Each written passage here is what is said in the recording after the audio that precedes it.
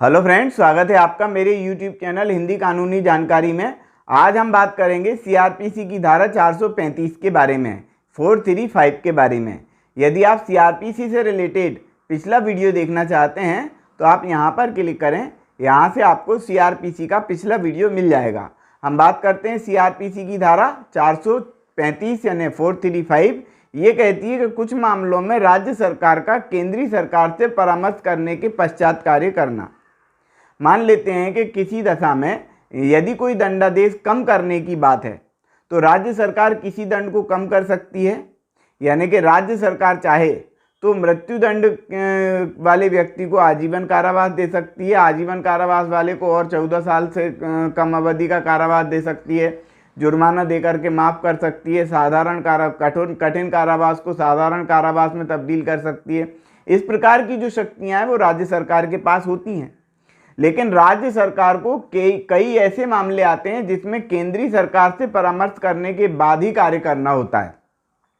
ऐसे कौन से कार्य होते हैं भैया? मान लेते हैं कोई केंद्र सरकार का कर्मचारी है या केंद्रीय संपत्ति को नुकसान हुआ है या वो दिल्ली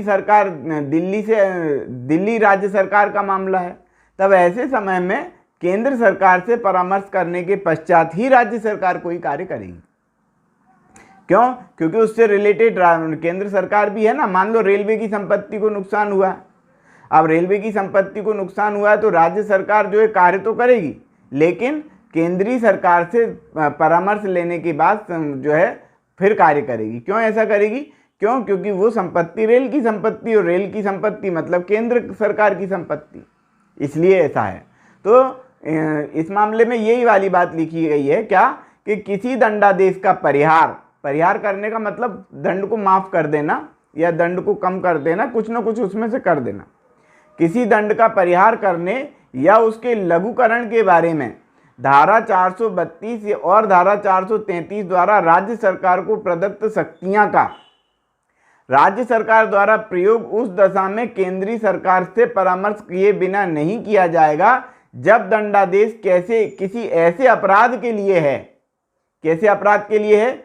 जिसका अन्वेषण दिल्ली पुलिस स्थापना अधिनियम 1946 के अधीन गठित दिल्ली विशेष पुलिस स्थापना द्वारा या इस संहिता से भिन्न किसी केंद्रीय अधिनियम के अधीन अपराध का अन्वेषण करने के लिए सशक्त किसी अभिकरण द्वारा किया गया है।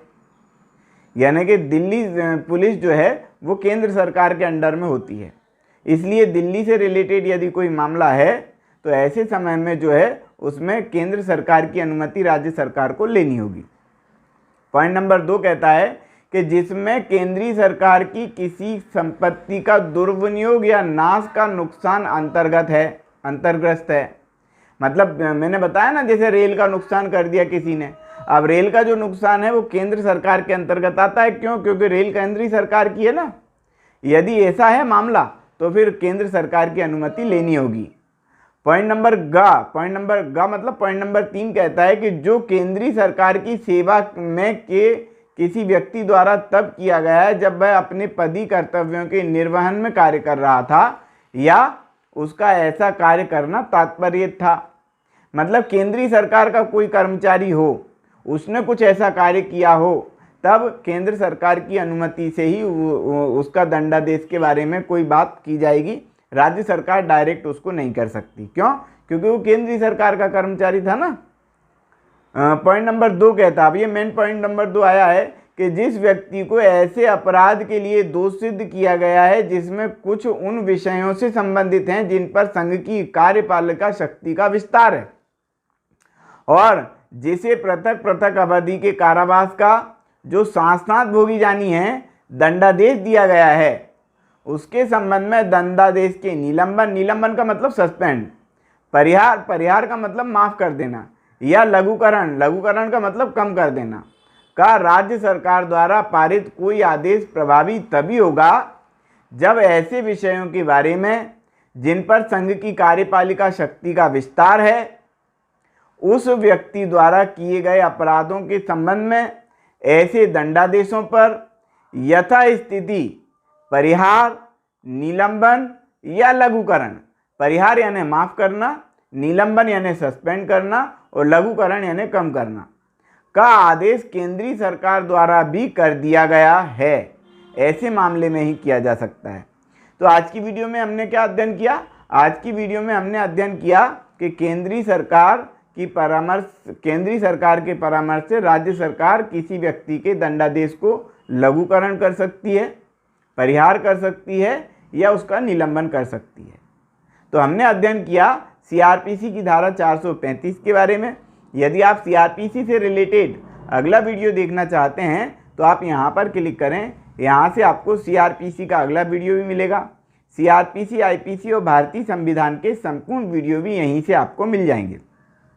तो आज की वीडियो में इतना ही। वीडियो यदि आपको पसंद आया है तो वीडियो को लाइक करें, शेयर करें, कमेंट्स करें, और यदि आपने हमारे चैनल को अभी तक सब्सक्राइब नहीं किया है तो चैनल को सब्सक्राइब कर लें, बेल आइकॉन प्रेस कर दें ताकि अगली वीडियो का नोटिफिकेशन आपको मिल सके। ये वीडियो देखने के लिए बहुत बहुत धन्यवाद।